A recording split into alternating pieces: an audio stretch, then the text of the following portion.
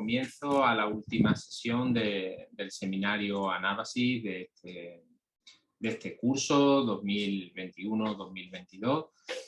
Hoy vamos a tener con nosotros a la profesora y estudiante de doctorado Mari Carmen Martín Bellido. Ella es enfermera, terminó sus estudios de enfermería en el año 2017. Después ha hecho 2 másteres, uno en la Universidad de Alcalá y otro en la Universidad de León. Este último en investigación en ciencias sociosanitarias, en el que además hizo allí su trabajo fin de máster sobre el tema del que hoy nos va a hablar, el empoderamiento femenino en la literatura científica enfermera. Y ella está haciendo su tesis doctoral, tengo la suerte de dirigir su trabajo, precisamente en esta línea, en el tema del empoderamiento femenino durante el periodo reproductivo, durante el periodo perinatal, y hoy pues va a exponernos sus ideas, sus avances en el proyecto de investigación doctoral en el que está inmersa, y estoy seguro de que vamos a disfrutar con ella. Es verdad que nos gusta terminar nuestro seminario cada curso dándole la palabra a algunos de los más jóvenes para que así se vayan preparando y disfrutando del hermoso que es poder compartir lo que uno estudia con los compañeros, ¿no? Así que bueno, Mari Carmen, bienvenida, muchas gracias una vez más y tienes la palabra. Sabes que normalmente utilizamos entre 45 minutos y 1 hora para la exposición y después un tiempo de preguntas y de conversación sobre la misma. Gracias por estar con nosotros. Vale, gracias a ti, Juan Diego, por darme la oportunidad de ser ponente en este seminario. Y también me gustaría felicitarte, como hacen todos los que exponen, ¿no?, por la creación de este espacio donde poder compartir nuestros conocimientos e ideas. ¿Vale? Para comenzar, pues me gustaría introducir algunas nociones y definiciones de los términos que vamos a tratar o que voy a tratar hoy, ¿vale? Que hacen alusión al título de la sesión de hoy, ¿vale? Dignidad, autonomía y empoderamiento femenino. Según la Comisión Interinstitucional de Enfermería, un trato digno en salud es la percepción que tiene el paciente o la familia sobre el trato y la atención que se le proporciona. Esta percepción del trato digno engloba calidad asistencial a través de la mejora de la efectividad de los cuidados. Engloba respeto a los derechos humanos y a las características individuales de cada persona. Y engloba información completa, concisa, veraz y que se adapte al paciente, y también la amabilidad. Podríamos decir entonces que una persona siente un trato digno cuando existe una comunicación, una confianza y un respeto por sí misma, por sus ideas y por los demás. Esto se demuestra pues con acciones en la práctica, ¿no?, como un saludo amable, el hecho de que el profesional se presente, llamando al paciente por su nombre, explicando las actividades, las técnicas que se van a realizar, salvaguardando la intimidad del paciente, aportándole seguridad, respeto, ¿no?, formando en autocuidados al paciente y a su familia y con la propia satisfacción del paciente. Entonces, el trato digno está íntimamente ligado a esta calidad asistencial, porque si lo definimos en un sentido amplio, es la capacidad de satisfacer las necesidades. Como características principales de la calidad asistencial, tendríamos una atención oportuna, personalizada, humanizada, continua y eficiente, ¿vale? Y calidad asistencial la podemos dividir en dos: calidad técnica, ¿vale?, que es la capacidad de aplicar los conocimientos como profesional, y una calidad interpersonal, perdón, ¿vale?, que se refiere al trato digno, ¿vale?, porque una relación interpersonal proviene del ambiente que se proporciona. Entonces, dignidad implica valores, deseos y compromiso de cuidar, conocimiento y también acciones de cuidado. Una parte primordial para una atención humanizada y de calidad son los principios bioéticos, ¿no? Beneficencia a través de la humanidad, autonomía, dejar hacer, la no maleficencia y la justicia a través del respeto. Y en la atención perinatal, dignidad implica el respeto a los derechos sexuales y reproductivos de la mujer y el reconocimiento y respeto de su capacidad de tomar decisiones, ¿vale? En tanto que se establece una relación interpersonal y terapéutica con el profesional. Entonces, en este ámbito, hablaríamos de que una mujer está empoderada cuando tiene capacidad de decidir, por ejemplo, el número de hijos que quiere tener, o si quiere o no, que le realicen técnicas que la perjudiquen, ¿vale? Cuando una mujer es respetada por el entorno que la rodea. El término autonomía en el ámbito de la salud mitiga la vulnerabilidad, aunque no la excluye, ¿no? La autonomía ayuda a los pacientes a desarrollarse porque le permite ser consciente del cuidado que reciben y de las decisiones que toman, ¿vale? Siempre acompañada de los profesionales sanitarios. Y me gustaría leer una aportación de Gómez Trica en un artículo de 2012 que decía que el parto constituye una situación vulnerable en la que los profesionales deben ejercer cuidado. Entonces, autonomía es similar a heteronomía, porque siempre estamos condicionados por la cultura, por el contexto social y por los demás. Y relacionando el concepto de dignidad con autonomía, pues la dignidad aporta consonancia a la autonomía. En cuanto a empoderamiento, no existe una definición del término empoderamiento unívoca, sin embargo, es un término que cada vez estamos usando más en el ámbito de los cuidados enfermeros, que se relaciona con los cuidados humanizados, aunque es cierto que no existen estudios que establezcan esta unión como tal, ¿vale? Y también se relaciona el empoderamiento con el concepto de dignidad y el concepto de autonomía, ¿vale? Entonces, sin estar presente de una forma directa esta unión, o sea, esta relación en los estudios, podemos inferirla a través de diferentes definiciones, ¿vale? Que os voy a leer. Mouto Olivera en 2017 decía que una forma de ganar poder interior y tener el control sobre todo aquello que te está sucediendo, así como la defensa de los propios derechos. Camero Sánchez en 2011 decía que el empoderamiento femenino modifica la imagen de las mujeres sobre sí mismas y las creencias sobre sus derechos y capacidades. Y Cardoso da Silva dice que es un proceso a través del cual se pretende promover y mejorar la habilidad individual de satisfacción de las propias necesidades. En estos conceptos, pues vemos reflejada, por un lado, la dignidad, ¿no? La definición de Mouto Olivera cuando habla de la defensa de los propios derechos. La definición de Gambero Sánchez, pues cuando hace referencia a la modificación de las propias capacidades y derechos. Estas palabras sugieren que el hecho de que una mujer esté empoderada hace que luche por la búsqueda del respeto a su cuerpo y a sus decisiones. Y por otro lado, Cardoso da Silva habla de la satisfacción de las propias necesidades, donde podemos inferir que la autonomía que ejerce una mujer cuando está empoderada, ¿no? Que es capaz de entender su cuerpo y de potenciar sus capacidades. Y otro término que también se relaciona con el empoderamiento es la humanización. Pero para hablar de humanización, pues a mí antes me gustaría hablar del término deshumanización, entendiendo la deshumanización como un proceso de invisibilidad de cuidado y de invisibilidad de la relación enfermera-paciente, ¿no? Consiste en dejar, por un lado, la relación interpersonal y centrarse en lo que son las funciones administrativas y técnicas.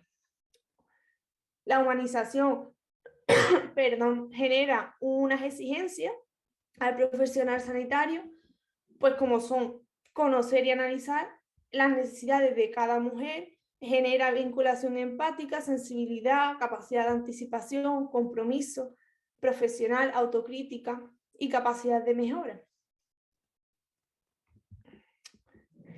En el área sanitaria, pues el empoderamiento femenino surge como la búsqueda del equilibrio de poder entre lo que son la tecnificación de la asistencia a las mujeres, porque es cierto que debido a la medicalización del nacimiento, pues la esfera psicosocial de la mujer comienza a quedarse en segundo plano, ¿no? Es como la paradoja Barsky: cuanto más avanza la medicina y mejoran los indicadores de salud, pues mayor es el descontento con la asistencia médica, y es que satisfechas unas necesidades, pues surgen otras necesidades nuevas, ¿no?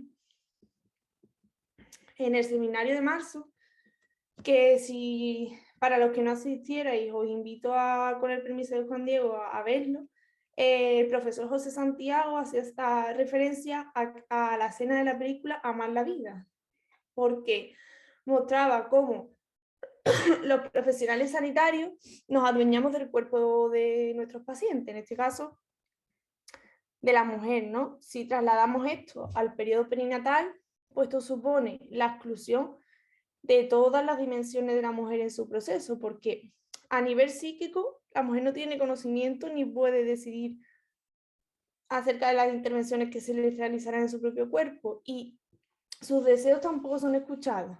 Y por otro lado, a nivel físico, la mujer deja de ser dueña de su cuerpo cuando se dignifica la asistencia sanitaria, ¿no? Por ejemplo, el caso de la epidural durante el parto. Cuando la mujer se pone la epidural, pierde el control sobre los pujos, ¿no? Y precisa de la ayuda de la matrona para saber cuándo tiene que pujar. ¿Vale? Esto no significa que la epidural no sea un gran invento para controlar el dolor, que lo es, pero sí es verdad que es preciso que las mujeres estén informadas y sean conscientes de las opciones que elijan, conociendo los pros y los contras de los tratamientos, ¿no? Entonces, una mujer empoderada puede decidir ponerse la epidural, igual que una mujer empoderada puede decidir no ponérsela. Se trata de ser consciente de aquello que se elige. Este tipo de atención, que es una atención estándar en cuidado, que se centra en los aspectos físicos de la salud y enfermedad de la mujer, al final lo que genera es un desequilibrio en la relación entre los profesionales y los pacientes. Y esto pues genera un problema porque, como ya destacan muchos autores, parece ser que la figura de la enfermera es la que acapara mayor importancia y es la que tiene mayor capacidad para fomentar la participación de la población en la formación de autocuidado. Os voy a leer cuatro afirmaciones de autores. Mouta Olivera en 2017 decía que el empoderamiento femenino puede ser considerado un movimiento enfermero educativo, cuyo objetivo es aportar conocimiento, actitudes y habilidades para asumir el poder y la responsabilidad de las decisiones que se toman, favoreciendo que se puedan garantizar actuaciones basadas en el respeto y reconociendo aspectos culturales y sociales. Cardoso da Silva en 2016 dice que las enfermeras actúan como el mecanismo facilitador de la adaptación a las nuevas situaciones de salud. Linar en 2012 decía que las enfermeras tienen una influencia significativa en la salud y en la vida de las personas. Y por último, Binfa en 2011 dice que la profesional más importante dentro del sistema de salud de atención a la mujer es la enfermera, ya que representa los cuidados holísticos. Entonces, estas afirmaciones pues realzan la figura de la enfermera por su habilidad de captar e informar, por su cercanía con el paciente y por su papel de apoyo en las diferentes etapas de la vida de la mujer, de la salud de la mujer. También se habla de la relación de confianza que se establece entre la mujer y las enfermeras, y esto facilita el proceso de empoderamiento y la autonomía de las mujeres, ¿no? En este sentido, no se trata ni de que la mujer asuma toda la responsabilidad de las decisiones del periodo perinatal, ni que los profesionales impongan unos procedimientos generales a la hora de atender a estas mujeres. Se trata de acompañar y ayudar a las mujeres a formarse, a expresar sus deseos, a aceptar de forma positiva cómo evoluciona después del periodo después del parto o cómo evoluciona el embarazo. En resumidas cuentas es generar a la mujer una sensación, ¿vale?, de control durante el embarazo, parto y puerperio, que le ayude a comprender lo que le está pasando, y ahí el papel de la enfermera, o más bien de la matrona, está en educar o en concienciar de que sus expectativas de este periodo pueden no cumplirse y ayudarles a que eso no suponga un proceso frustrante. Si vamos un poco más allá, también es empoderamiento femenino en el periodo perinatal ayudar y apoyar a aquellas mujeres que, como Simone de Beauvoir en El segundo sexo, pues reivindican y rechazan la maternidad como único destino de la mujer. Sin embargo, parece ser que el empoderamiento femenino en el área de la salud no solo tiene efectos positivos para la mujer como paciente del sistema sanitario, que es lo que vengo repitiendo durante todo este tiempo, ¿no?, sino que también tiene aspectos positivos para los profesionales de salud y se ve involucrada la gestión sanitaria.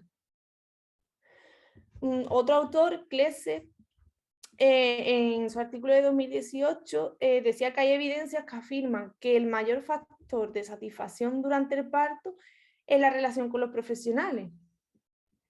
Entonces, lo que a los responsables de cuidado a la mujer en este periodo respecta, pues muchas matronas reclaman este empoderamiento para su propia profesión. Y esto se puede extrapolar a lo que ya también hemos hablado en sesiones anteriores con el profesor Antonio Hermosa, en palabras de Maquiavelo, y es que el poder no solo es conservarlo, también hay que adquirirlo. Entonces, esto me lleva a mí a reflexionar sobre el hecho de que muchas matronas reclaman este poder, ¿no?, en primera instancia, y lo reclaman para luego poderlo trasladar a la mujer. Se habla de un poder de fortuna de la matrona trasladado a la mujer. Entonces, el empoderamiento tanto de las matronas como de las mujeres, pues actúa como barrera para determinadas cosas, ¿no? Como barrera, por ejemplo, para la violencia obstétrica, ¿no? Les permite evaluar las repercusiones que tiene su práctica y entre otras muchísimas cosas. Al final lo que hace que, que las matronas estén empoderadas, por ejemplo, pues lo que hace al final es darle fuerza a ellas mismas para luchar contra un sistema patriarcal de cuidado y contra otros profesionales sanitarios intentando buscar cuidados multidisciplinares, pero sin violencia. Es un poder en sentido de conocimiento, ¿vale?, de capacidades, de satisfacción de necesidades, y esto requiere, pues, que estas profesionales estén formadas y que estén formadas en empoderamiento femenino, en dignificación del cuerpo de la mujer y en autonomía. Y que esta formación sea dada en las universidades, ¿vale? Además, el que la matrona esté empoderada, pues realza el rol de acompañamiento y soporte de la matrona hacia la mujer. Y como ya he nombrado antes, pues en el ámbito de los profesionales que atienden a la mujer, en el periodo perinatal, pues existe una lucha de poder entre matronas y obstetras, ¿vale? Y esto lo único que hace al final es poner en riesgo la calidad de los cuidados, porque amenaza la multidisciplinaridad de los mismos, cuando realmente el objetivo que buscan es el mismo, ¿no? Y es empoderar a la mujer. Al fin y al cabo, el ambiente de trabajo de los profesionales pues influye en la salud de los usuarios, en este caso de las mujeres, ¿no? Y es que el poder pues, no debe estar en el profesional, sino en la mujer. Otro autor, Gómez Bueno, en 2009 decía que modificar las formas de trabajo es fácil cuando el personal implicado comparte un mínimo de conjunto. Y a esto es lo que me refería cuando decía que lo del trabajo multidisciplinar, ¿no?, que tanto matronas como obstetras al final lo que buscan es lo mismo, y aunque no lo demuestran porque hay una lucha de poder entre ellos. de esta forma el empoderamiento femenino en el periodo perinatal, también, bueno, ahí también se han implicado los equipos de gestión sanitaria, ¿vale? Porque ayuda a conocer las necesidades que tiene la población a la que vamos a atender.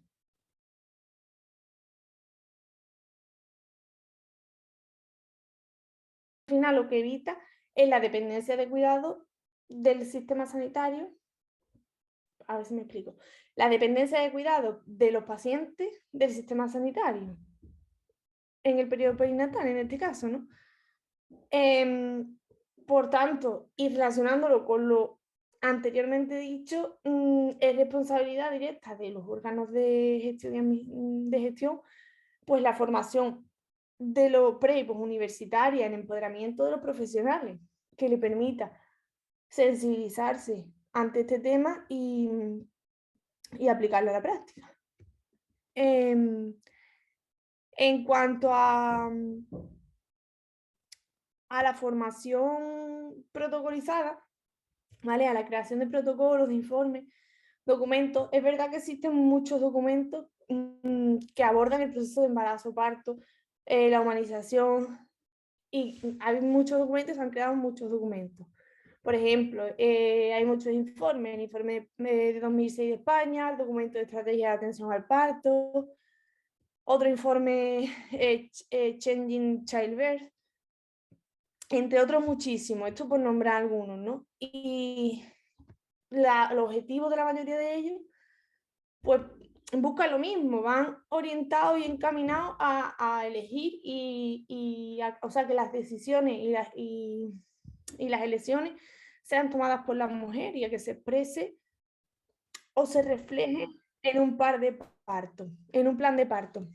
Entendiendo el plan de parto no como un documento, sino como unas decisiones que son informadas y que toma la mujer y además que tiene posibilidad de modificación durante el periodo perinatal. Entonces, todos estos documentos pues muestran que sí, que al final la matrona tiene el papel de ser mediadora entre lo que ocurre en el cuerpo de la mujer durante el embarazo y puerperio y lo que la mujer siente. Sin embargo, son documentos que les cuesta llegar a la asistencia, no logran ser implantados como estrategias a seguir. Y hablando así de gestión, pues hay autores como Gómez Bueno en 2009, ¿no? Que decía que la posición del jefe de servicio es fundamental y si no suficiente, necesaria.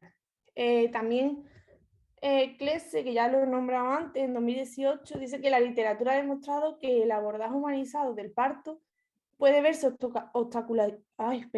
obstaculizado, entre otras muchas cosas, por la falta de profesionales, una sobrevaloración de las prácticas médicas y actitudes restrictivas respecto al entorno del parto. Y además que el contexto en el que el nacimiento tiene lugar es crucial para la percepción de la experiencia de nacimiento. Y este contexto está determinado por componentes sociales, ambientales, organizativos o procedimentales y que están directamente relacionados con la medicalización del nacimiento. Entonces, todo esto me sugiere que una buena gestión sanitaria también es un pilar importante para empoderar y dignificar a las mujeres en el periodo perinatal, porque si contamos con la cantidad de profesionales adecuados en las unidades de cuidados perinatales, pues esto hace que se puedan ofrecer cuidados personalizados, que se atiendan mejor en los deseos y las expectativas de la mujer.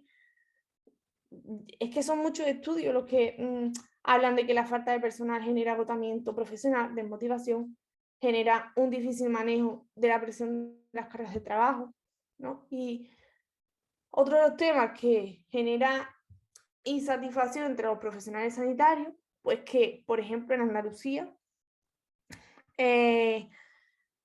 ante la falta de matrona, pues se plantea la sustitución por enfermera.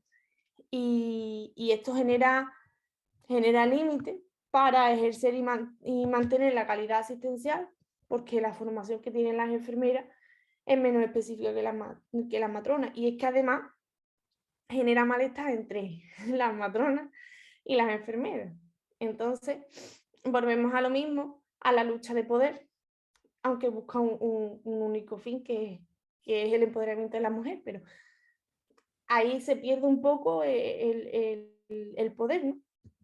Y es que Gómez Bueno repite en su artículo que el entorno organizacional condiciona la práctica profesional. Es que diferentes formas de organización, con diferentes profesionales, con diferentes necesidades, con diferentes niveles de dotación, al final lo que produce son dinámicas de trabajo diferentes que se ven afectadas por limitaciones estructurales. Por ejemplo, las barreras arquitectónicas. Me encuentro ahora en la transcripción de datos. Y en una de las transcripciones escuchaba que una señora se va a parir a un privado mejor que a la pública. Y el motivo es, estábamos en pandemia, y el motivo es que en el privado ella podía estar sola en la habitación y en el público no. Entonces, otro de los ejemplos sería, no es lo mismo dilatar en una habitación individual que dilatar en una habitación compartida. En ambos casos, la mujer no está igual de cómoda, no siente igual respeto a su intimidad, le cuesta más trabajo establecer confianza con los profesionales. Entonces,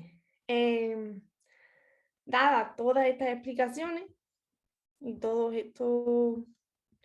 expresado todos estos conocimientos, pues yo decidí orientar los estudios de mi tesis doctoral a conocer pues, cuáles eran las percepciones de los agentes claves del empoderamiento femenino en el periodo perinatal, considerando como agentes clave las mujeres, las matronas y los gestores sanitarios. Y lo desarrollé, o sea, lo estoy desarrollando mediante grupos focales y entrevistas en profundidad. Como os he dicho, pues en el estudio de las percepciones de las mujeres me encuentro en la transcripción de datos y en el análisis de los mismos, y los otros dos estudios de matronas y gestores, pues todavía estoy con la captación de participantes.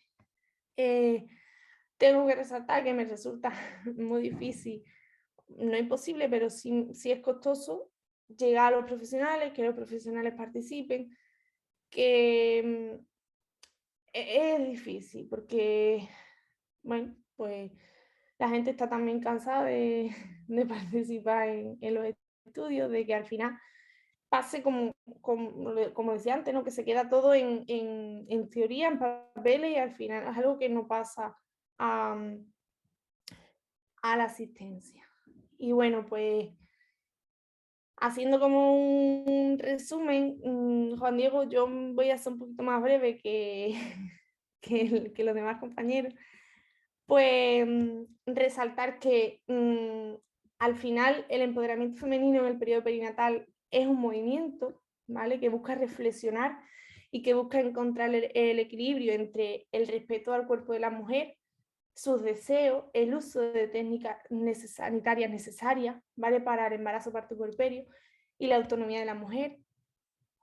Que humanizar en el nacimiento significa devolver el protagonismo a las madres y a su familia y reducir la medicalización y el intervencionismo, hacer que la mujer sea la protagonista del proceso y que sea ella quien tome las decisiones informadas, quien marque el ritmo, ¿vale? Que los términos de empoderamiento femenino y humanización del nacimiento sí están íntimamente relacionados, a pesar de que la bibliografía no establezca esta relación, ¿vale? Que para que el movimiento empoderador comience a tener más fuerza o más peso en la calidad asistencial, pues es necesario contribuir a la reflexión, al cuestionamiento, y esto es imposible sin investigar sobre el tema. Humanizar el parto favorece que el parto favorece el proceso fisiológico del parto. Un parto medicalizado puede ser un parto empoderado, puede ser un parto humanizado, siempre y cuando la mujer sea consciente de la necesidad de la técnica, entienda los riesgos, acepte la situación y su satisfacción siga siendo positiva y continua, ya que ella no siente pérdida de control del proceso. La creación de un entorno en el que la mujer, al menos yo creo que la creación de un entorno en el que la mujer sea el centro de cuidado, es el caldo de cultivo perfecto para el empoderamiento femenino en el periodo perinatal. Y ya para terminar, que no es preciso empoderar a todas las mujeres, que depende de la necesidad de información que tenga cada mujer y del apoyo que la mujer solicite. O dicho de otra manera, y haciendo referencia a lo que se viene, a lo que se entiende por empoderamiento, pues hay que adaptarse a las necesidades de cada mujer. Y hasta aquí mi exposición. Muy bien, Mari Carmen, muchas gracias. Ha sido realmente muy amable de aceptar la invitación que te hacía para compartir con nosotros tus avances en los estudios. Muchos de los que estamos aquí en la sala, muchos todos, hemos pasado por la redacción de la tesis doctoral y sabemos lo trabajoso que es y lo duro que es además compartir a veces los pequeños pasos que uno va dando, ¿no? Que parece que no llegan a ningún lado, pero sí se va construyendo por lo menos un aprendizaje en el estudiante de doctorado, ¿verdad? Ya otra cosa será si conseguimos descubrir la pólvora o no. Creo que la mayoría no la descubrimos, pero por lo menos aprendemos un poco. Bueno, pues muchas gracias de verdad. Y ahora pues el turno de todos los asistentes para que en la medida que os parezca oportuno pues le hagamos a Mari Carmen preguntas, comentarios, todo lo que queráis. Así que podéis levantar la mano virtual y físicamente o reactivar vuestro micrófono e intervenir.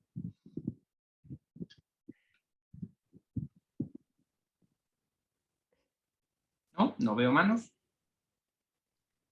Si no, intervengo yo, no tengo ningún problema. Concha, adelante. Gracias. Bueno, yo quería felicitar a la doctoranda porque, bueno, estando en esta etapa es bueno hacer muchas cosas y eso tienes la suerte de tener un buen director de tesis. Está con nosotros Ana Belén Subirón, que es matrona, que además estudió en Inglaterra, que hizo la tesis conmigo y otra profesora y que, bueno, pues te puede dar, supongo que tendrá algunas cosas que comentarte. De todas formas, te he puesto en el chat, Mari Carmen, en la página web de Vía Láctea, que no sé si la conoces. No la conocía. Vía Láctea es una organización en defensa precisamente del embarazo respetuoso y durante unos años hicieron unos cursos magníficos, unos cursos de verano que existe, era de maternidad y paternidad responsable, de ecológica, de muchas cosas. Y existen unos libros que están en la biblioteca, yo no sé si los tendrá, supongo que los tendrá la asociación, en los que podrías ver muchas cosas. Eran seminarios muy multidisciplinares, pero que teníamos, claro, ahí sí que había, diríamos, obstetras que estaban de acuerdo con las matronas, o básicamente de acuerdo. O sea, no lo que domina, porque creo que hemos retrocedido incluso en esas relaciones que no son, bueno, pero no sé, yo ahora seguro que no estoy al día. Pero sí quería darte esa documentación porque, bueno, hay muchísimas cosas sobre el tema de las matronas, hay muchísimas cosas. Simplemente era felicitarte por tu exposición, que yo creo que ha sido muy clara y bueno, pues si en alguna cosa os podemos ayudar, pues adelante. Muchas gracias, Concha. Perdona que te he dejado sin micro de reactivo. En este tema yo tengo muy poca, por decir nada, no tengo ninguna cultura, ninguna información. O sea que no puedo opinar como enfermero, pero no tengo... Lo que sí me interés era oírte porque como tenía el preámbulo que nos manda Juan Diego, pues siempre aprender de una profesional que inicia, que no es tu caso, pero bueno, comparándolo conmigo inicia, pues me podía, o sea, siempre es bueno oxigenar, dar un paseo por un bosque, es relacionarse con un profesional joven que va evolucionando, ¿no? Es como yo más o menos sitúo el tema, ¿no? Y si son muchos, bueno, pues ya es los bosques del Urales, ¿no? O sea, que ya nos salimos del puerto Santa María y esas cosas de los pinos. Bueno, entonces no tengo yo mucha, pero sí que cuando te oía, yo lo iba aplicando a mi mundo. Por ejemplo, el mismo problema que tiene, no es la matrona con la estrella, pero sí la enfermera con la salud mental.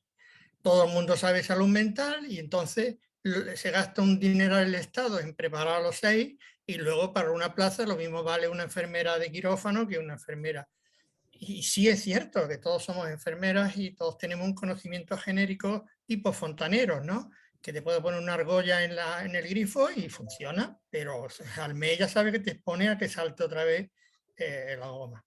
Luego lo de las habitaciones individuales, pues en mi mundo donde yo me muevo es una normalidad, salvo las puntas lógicas de toda la sociedad, una gripe, un SIDA, un COVID, pero si no, cada paciente está en su habitación y además son habitaciones que las puede convertir en un trauma o en una medicina interna, o sea que y entonces todo eso me iba a mí refrescando y ayudando a por lo menos hacer la comparación que está muy bien, que todo eso que tú has dicho del empoderamiento y en geriatría no digamos, el empoderamiento del anciano, eso de que está anciano lo hemos metido en un saco de enfermedad y no le dejamos empoderarse al anciano, ¿no? Entonces, iba yo haciendo, según ibas hablando, lo iba yo aplicando.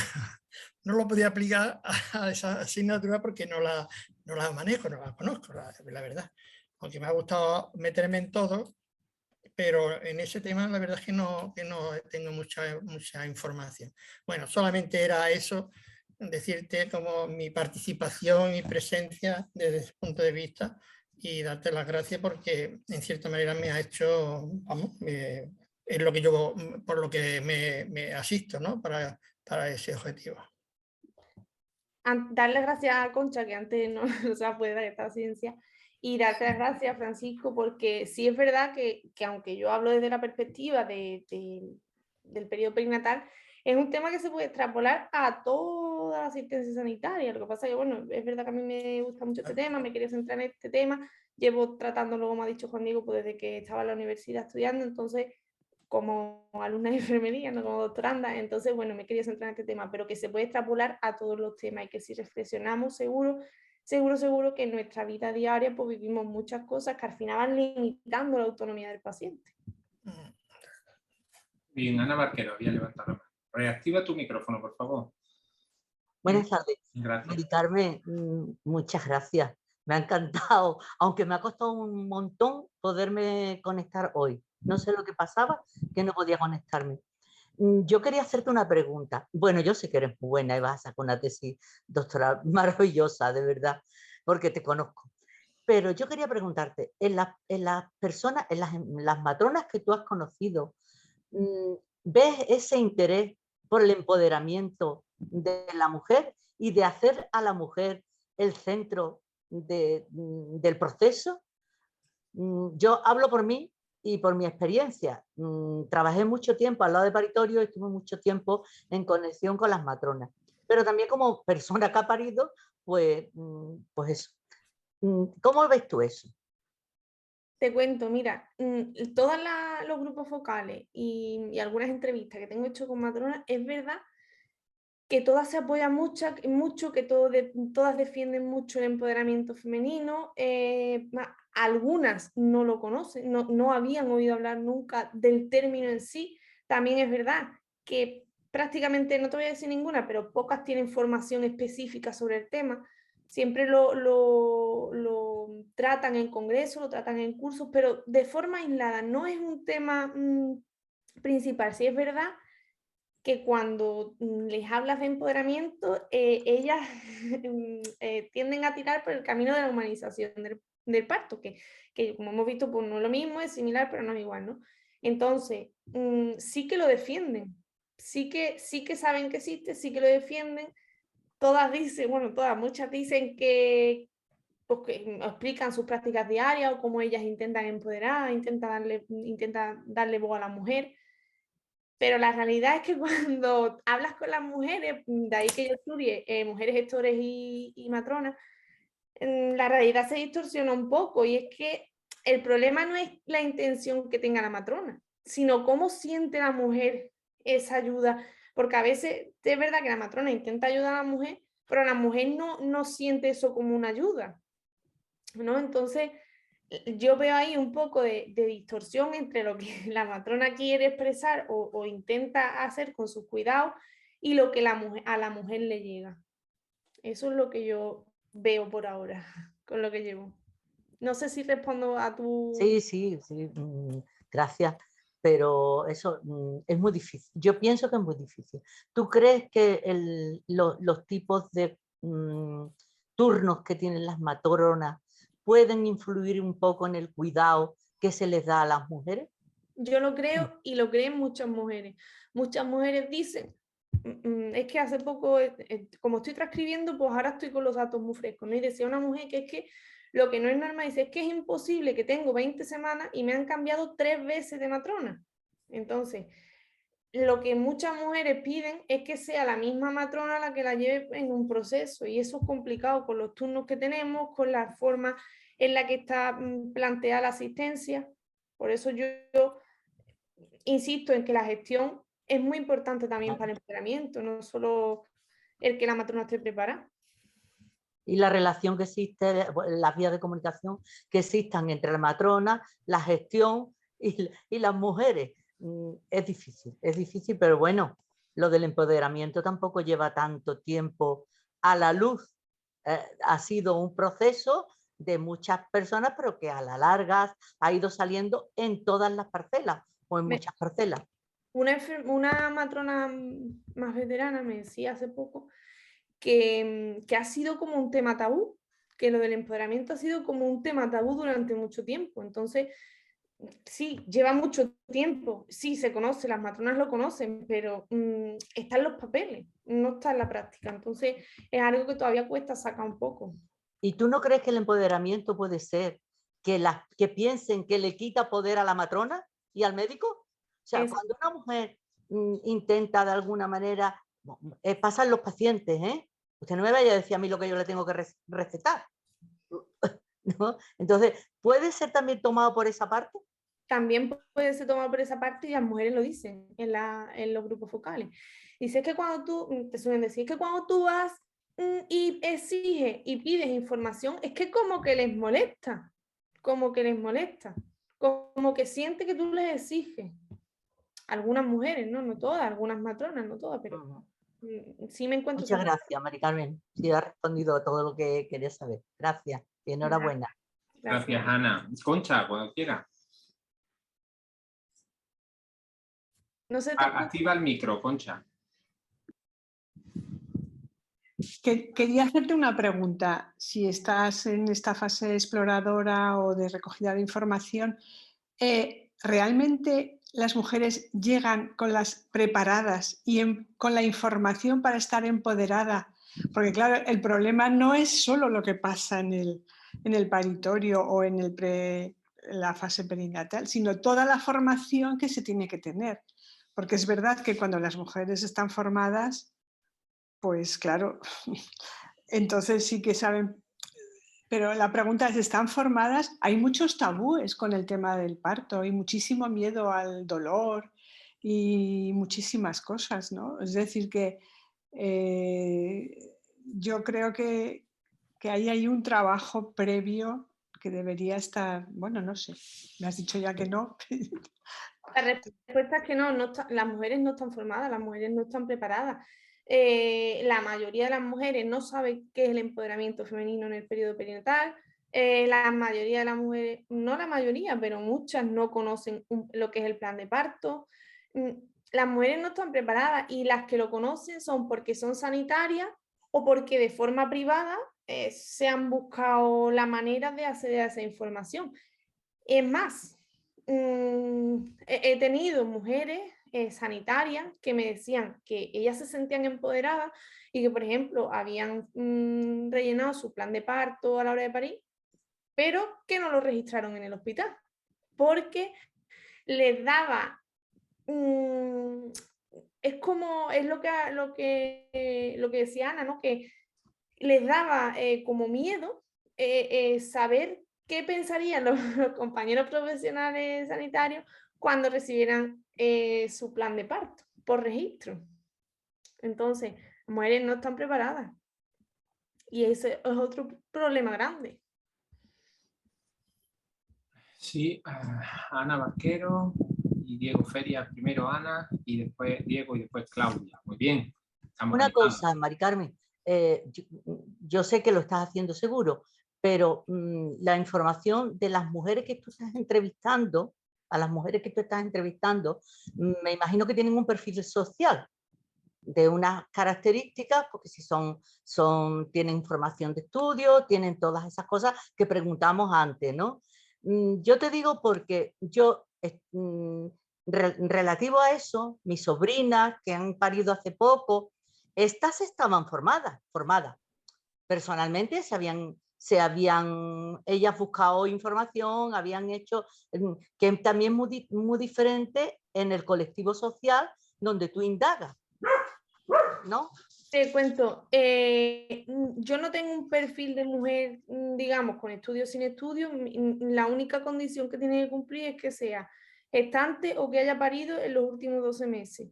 Después no tiene por qué tener ninguna formación ni nada.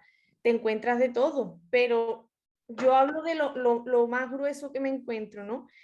Y como tú dices, tu sobrina se ha interesado en buscar, pero no es decir que haya una formación. Yo creo que a lo que Concha se refería es que nos dediquemos a formar a las mujeres para que estén empoderadas. No que la mujer se dedique a buscarlo ella, que Ya. al final lo que hacen porque no tienen esa formación por otro lado, al final son ellas las que se interesan en buscar la formación, ¿sabes? Sí, pues cuando vayas a tu tribunal de tesis, alguno de ellos te dirá, pues ya tiene usted una línea de investigación abierta de donde ver quiénes son las mujeres que están más formadas, menos formadas, qué diferencia hay. Ya tiene otra línea de investigación. Gracias. Sí, Mari Carmen. Gracias, Ana. Diego Feria, por favor. Bueno, buenas tardes. En principio, perdonad, he llegado tarde. Me ha pasado como a Ana, no me conectaba con la reunión, pero bueno, al final he conseguido. Lo primero es felicitarte, porque me da mucha alegría ver a una exalumna haciendo una exposición y además que estés haciendo la tesis doctoral. Ya sabía que estabas haciendo la tesis doctoral con Juan Diego porque te he visto, pero bueno, doblemente me da alegría. Me parece que el tema es muy bonito, lo que pasa que es que lo que quiero es una pregunta, pero para que me corrijas si por todo lo que llevamos se te ha preguntado y lo que has respondido, no responderá la situación del empoderamiento femenino a la situación, primero que es una cosa nueva, como un factor a contemplar. Segundo, que falta formación tanto en las matronas como en los seguimientos. Tercero, veo que hay una descoordinación entre las matronas que están en atención primaria y las matronas que están en lo que es el sitio de parto, que en definitiva es el hospital. Y la situación en la que estamos, que hemos pasado una pandemia, la disminución porque se está potenciando muchísimo más a la privada, la disminución de las plantillas actualmente en determinadas comunidades autónomas, como es lo que estamos pasando ahora mismo en Andalucía y en Madrid y en otras muchas comunidades autónomas. Me parece que son los temas candentes que se están dando y que influyen directamente en el trabajo que estás haciendo. En definitiva, no sé si voy bien encaminado o no. Vas bien encaminado porque son los temas que surgen en los grupos. Todo lo que has nombrado de una forma u otra sale. El que no haya profesionales suficientes, el que en primaria los lleve una matrona y en hospitalaria otra. Son temas que todo, sí es verdad que con la pandemia COVID eso también ha sido significativo. Han perdido mucha formación las mujeres, porque es verdad que antes de la pandemia estaban las clases preparto, que bueno, que si de algo sirven, de algo tienen que servir. Las mujeres ahí se forman mucho. Entonces, eso no lo han tenido en el COVID, y como yo tengo grupos de COVID, o sea, de la pandemia, y grupos de ahora, eso sí es verdad que te lo encuentras, ¿no? Que ellas dicen, es que con la pandemia, es que, pero vuelvo a lo que hablaba Ana. He tenido mujeres en la pandemia, grupos de mujeres que no han tenido formación por parte del sistema sanitario público y se lo han buscado de forma privada. Entonces, sí es verdad que todas esas cosas condicionan, pero bueno, también has dicho que el empoderamiento es un término nuevo, sí, relativamente nuevo, pero que se viene trabajando ya desde hace tiempo. Lo que pasa que no se, como es un tema tabú, como he dicho antes, pues no se deja avanzar con ese término, ¿no? Entonces, pues sí, son muchos los temas que... Son muchos los factores, y de todas formas, y tú lo has dicho, cuando hay un cierto poder adquisitivo en la mujer que va a parir, puede, si no encuentra en la medicina pública los recursos suficientes, puede buscarlos en la medicina privada o en la sanidad privada, en la matronería privada y la enfermería privada. Pero que en definitiva el problema es la gente que no tiene recursos. De todas ¿Qué maneras, hacemos con la gente que no tiene recursos y que en definitiva la atención primaria está o debería de estar organizada para cubrir esas lagunas? Para tenerlo cubierto todo, a toda la población, no solamente a la gente que tiene un cierto poder adquisitivo.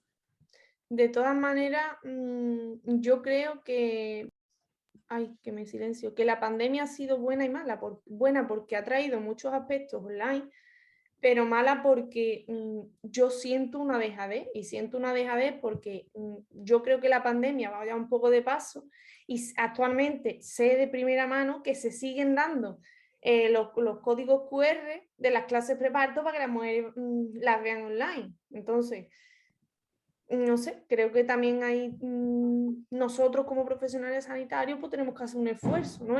En volver, en intentar conseguir lo que teníamos antes. Y al final luchar por hacer que la gente se cuide a ellos mismos, por los autocuidados, por favorecer los autocuidados. Si es que al final yo creo que será el futuro, con todas las tecnologías que tenemos disponibles a nuestro alcance. Bien, Mari Carmen, gracias. Tiene la palabra Claudia Álvarez, desde Colombia. No quiera. Gracias, buenas tardes para todas y para todos. Saludos de acá desde Colombia, 12:29 del mediodía para nosotros. Bueno, un tema muy interesante, María del Carmen, felicitaciones. Es un título bastante complejo y muy poderoso, sobre todo cuando en el artículo haces mención a que hiciste una revisión, y yo creo que en esa línea vas, de revisión del concepto de empoderamiento, y yo creo que es ahí algo muy potente, y te ocupaste de mirar de esa revisión de los 341, te ocupaste de 44, y en esta línea de discusión que se ha tenido, yo creo que hay algo muy importante, y es que están surgiendo conceptos con relación a la versión del empoderamiento, cómo lo vemos las mujeres desde la parte de la atención, y cuando entregamos nuestro cuerpo, que decidimos entrarlo en un proceso de reproducción, cuando entregamos esa entrega del cuerpo. Entonces, felicitaciones porque es un trabajo muy interesante, y aquí en esa medida a mí se me generan inquietudes que te las quiero trasladar y dejar ahí para que las consideres. Desde la historia yo creo que las mujeres hemos tenido en disputa ese cuerpo, porque el cuerpo le ha pertenecido a diferentes espacios, a las instituciones, y casi que la posesión que nosotras hemos tenido y las decisiones que hemos podido tomar han sido pocas y han sido condicionadas. Entonces, en ese orden de ideas, María del Carmen, yo creo que es esos bellos palabras que has utilizado en diferentes momentos, y creo que ahí tienes una fortaleza muy grande, porque entonces son esas decisiones, o sea, cómo se maneja el concepto de empoderamiento desde la matrona, cuando es quien está cuidando el cuerpo, qué hacen las mujeres en tal vez las pocas decisiones que tienen, me voy en el servicio público o me quedo o me voy al servicio privado, porque tal vez son los únicos momentos que tengo para decidir sobre mi cuerpo y sobre ese momento que casi que le pertenece, y yo dono ese cuerpo para que lo atiendan y me acompañen en ese proceso reproductivo. Entonces, creo que es muy importante y es un camino grande, y van a haber muchas decisiones que va a tener que tomar María del Carmen para entrar a definir ese concepto, hacia dónde lo va a orientar, porque está recibiendo una gran cantidad de luces, y yo creo que ahí tendrías un importante desarrollo conceptual, que podría llevar hasta el final y que podría ser un importante desarrollo para la parte teórica de enfermería, y ya entrar a definir si ese concepto se va a continuar y se va a desarrollar en la línea cualitativa, o si se toman decisiones cuantitativas. Yo creo que ahí hay mucho que trabajar, porque creo que tienes mucha información muy importante, y que son muchas las decisiones que tendrás que tomar al respecto sobre el desarrollo de ese concepto. Muchas gracias. Gracias a ti por tu aportación. Fernando Urcola desde Zaragoza ha pedido la palabra. Gracias. Hola, buenas tardes. Gracias, Mari Carmen, por tu exposición, y enhorabuena por estar haciendo la tesis, además con, digamos, con esta carrera tan meteórica, ¿no? Que no es habitual, que egresada 2 másteres y empezar la tesis es como todo muy seguido, ¿no? No es habitual esta tendencia en nuestra profesión, así que bueno, desearte mucho ánimo, ¿no? Yo quería agradecerte en primer lugar el haber hecho definiciones adecuadas de los conceptos, porque es algo que muchas veces nos ahorramos. Y efectivamente, yo te quería matizar un poco aquí que calidad asistencial y calidad de los cuidados no es exactamente lo mismo si usamos las definiciones habituales de calidad asistencial. Si tú coges un cuestionario, por ejemplo, de calidad asistencial, vas a ver que tienen ítems hasta relacionados con la señalización de fuera del hospital, ¿no? Entonces, claro, el poder definir esto creo que es esencial a la hora de, primero, conceptualizar lo que quieres estudiar. Luego, claro, hay otro tema que yo aquí siempre es un término que me chirría siempre, entonces cada vez que sale lo tengo que decir. El término deshumanización, no acabo de comulgar con él, porque el término deshumanización es propio de los humanos.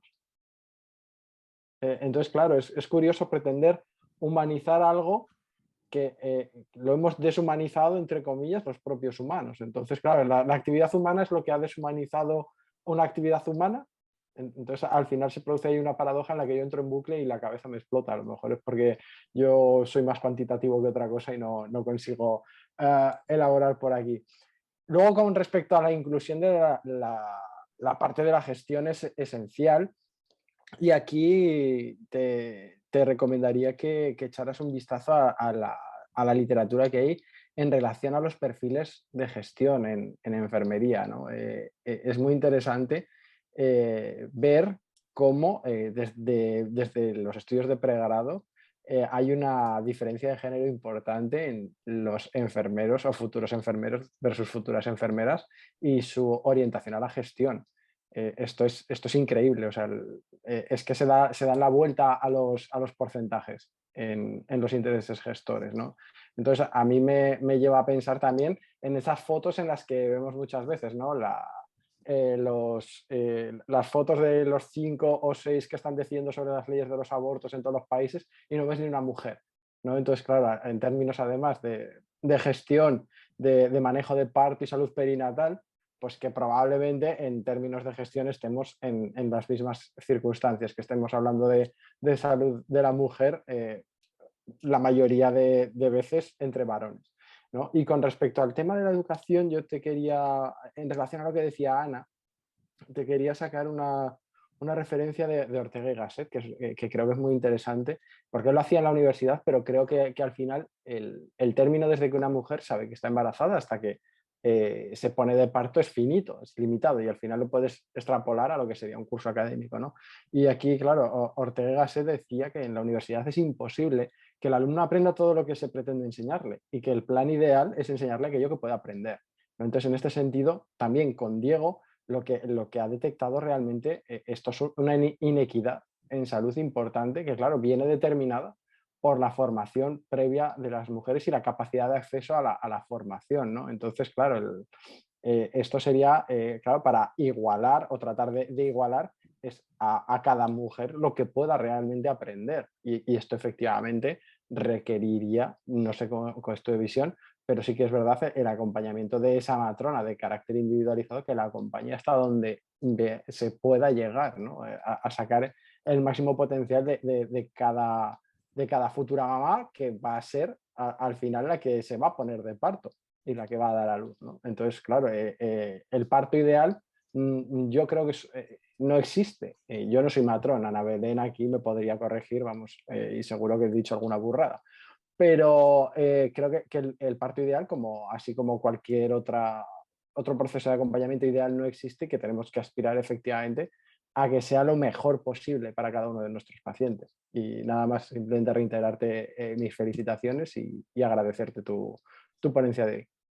Muchas gracias por tu visión, la tendré en cuenta porque sí es verdad que hay aspectos, bueno, pues como todavía soy doctoranda, todavía se me escapan. Cuando yo, por ejemplo, hablaba de calidad asistencial, me refería a calidad de los cuidados. Pero bueno, eso son cosillas que tengo que mejorar. Muchas gracias. Bueno, tienes buen humor, Mari Carmen, eso es una buena virtud. Ana Belén Subirón, por favor, cuando quiera, y después Ana Vázquez.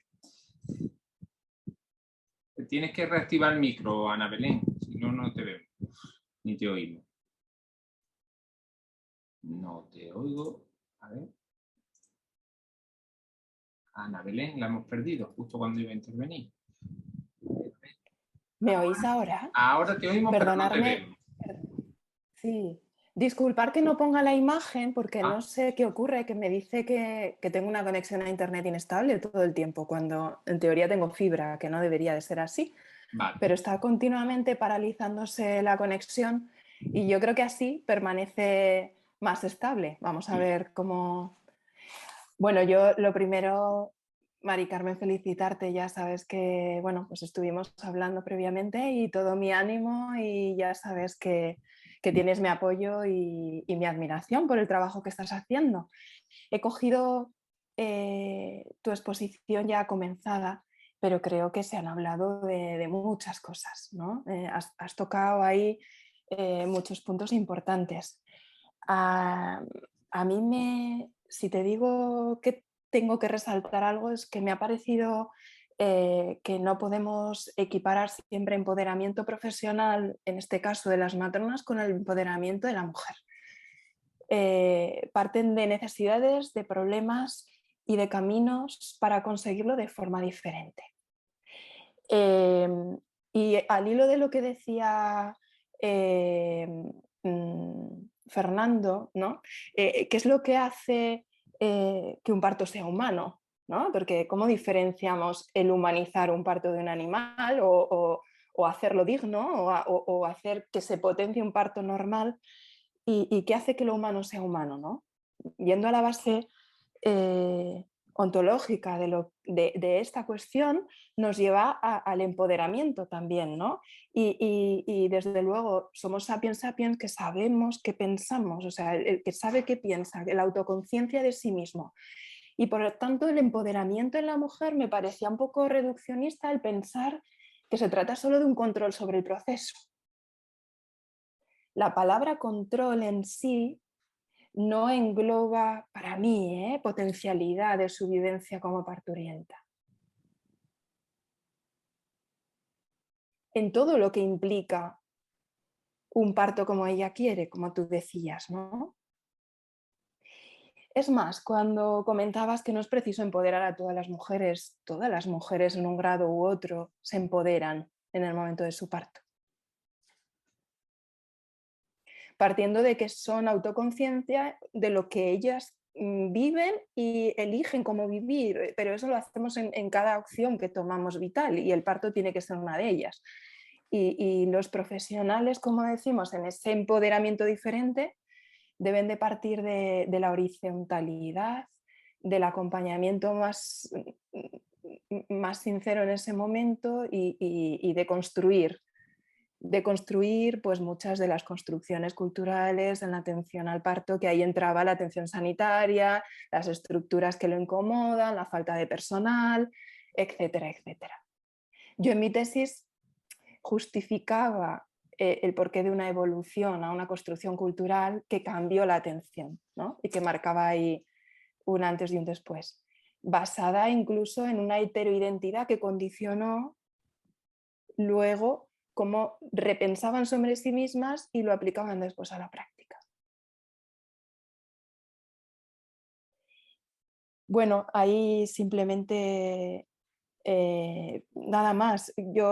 Son ideas ahí que quería un poco aportar entre las muchas que, desde luego, empoderar no es donar el cuerpo. O sea, no partimos de que una mujer ni mucho menos tenga la necesidad de hacer eso. No, para nada. O sea, es ejercer el poder de poder parir, de hacerlo ella misma, ¿no? Y a partir de eso, pues quien esté a su lado estará, pero el control, el foco es completamente diferente. Pues muchas gracias Nada. por tu aportación. Cuando yo hablaba de que si una matrona no está empoderada, mi intención no era comparar el empoderamiento de la matrona con el de las mujeres. Lo que sí bueno, según los grupos que llevo, ¿no? Es que la matrona traslada que si ella no está empoderada, no puede favorecer que la mujer se empodere, porque al final no cuenta con los conocimientos, a lo mejor no cuenta con las condiciones laborales necesarias para empoderar a esa mujer. No sé si se entiende ahora un poco mejor. Y cuando hablaba que no hay que empoderar a todas las mujeres, me refería a eso que tú has dicho. Por eso puntualizaba detrás que hay que adaptarse a las necesidades de cada mujer, que cada mujer quizás no he expresado bien las palabras, pero la idea es esa, que hay que adaptarse a las necesidades de cada mujer, que no todos los empoderamientos de todas las mujeres son iguales. Ana Barquero había pedido la palabra. Sí, solamente dos cositas. Cuando yo hablaba de grupo, del perfil sociodemográfico, no me refería solamente al poder adquisitivo o que se fuesen es por lo que dijo Diego, ¿no? Que se fuesen a la privada. No, yo me refería a que cuando una persona tiene formación, sí está más capacitada para buscar ese tipo de información que le viene bien a ella. Lo busca porque realmente no se lo dan donde se lo tienen que dar, pero cuando no te lo dan hacemos lo mismo, ¿no? Los que tienen. Por eso decía yo a Mari Carmen que digo, es que aquí si se contemplaran otra serie de perfiles, a lo mejor es que hay otra línea de investigación. Y con respecto a lo que ha dicho Fernando de gestores y todo eso, por suerte o por desgracia conozco bien el tema de la gestión y sé lo que dice y te doy la razón. Pero también hay muchos factores que inciden en que los puestos de gestión sean solamente hombres. Y tú lo sabes igual que yo. Pero yo creo que es que Mari Carmen ha cogido un tema que hay para 3 tesis doctorales. Porque en un primer momento, sí, si estudia gestores, pues fíjate si tiene campo. Si estudia a mujeres, fíjate. Y si estudia a matronas, yo quiero decir que yo creo que esto es un estudio aproximativo a una situación que abre una serie de líneas de investigación y es tan rico que puede seguir investigando muchos años porque le da mucho el tema. Pero para un primer momento yo la veo muy valiente a ella y a su director de tesis, que se han metido en un buen berenjenal, ¿no? Solamente era eso. Gracias. Gracias. Pues por alusiones, entonces ahora intervengo yo. Bueno, gracias a todos. La verdad que da gusto que el tema suscite tanta participación, ¿no? Estas son las cosas más prácticas que están más cerca de nuestro hacer cotidiano, pues claro, nos pinchan más, ¿no? Pero es verdad que es un tema, yo creo que perfectamente coherente con el espíritu de este seminario, porque estamos viendo que es un tema filosófico.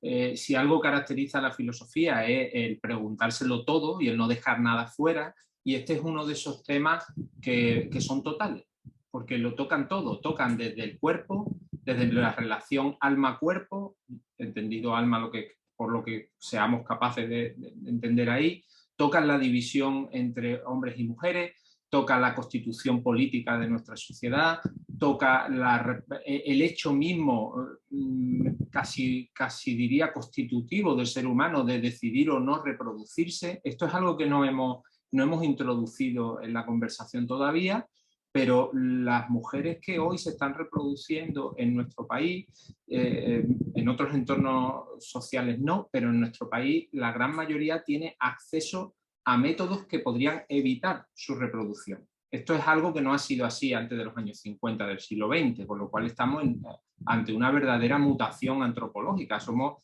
las primeras generaciones que podemos decidir tener sexo y no reproducirnos. Esto no era posible antes, ¿no?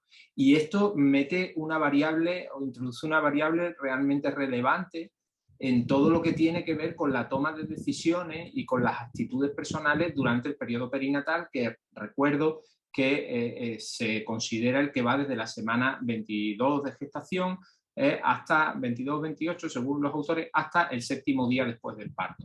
Aunque es verdad que, aunque hemos estado utilizando esta terminología, Mari Carmen y yo, podríamos ampliarla a proceso reproductivo, porque todo lo que tiene que ver con la gestación, con la consecución de la gestación, con la reproducción asistida en muchísimos casos, es un campo en el que este tema que estamos tratando es fundamental, ¿no? A mí me ha parecido muy interesante dos de las intervenciones, una la de, bueno, todas, ¿no? Pero dos cosas que me parecen especialmente relevantes, Mari Carmen, para nuestro trabajo en el futuro.